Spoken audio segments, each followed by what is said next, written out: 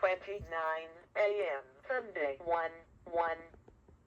Until mid-weather service in Taunton has issued a severe thunderstorm warning for central Cheshire County in southern New Hampshire until 3 p.m. at 2:17 p.m.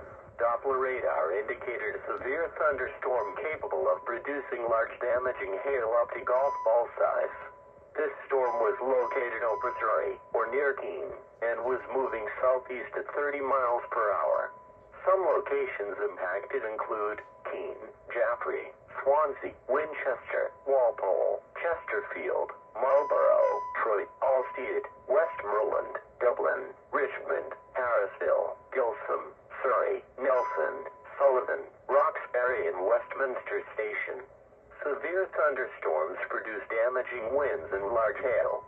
Go indoors and stay away from windows. Drivers should prepare for low visibility and avoid flooded roads.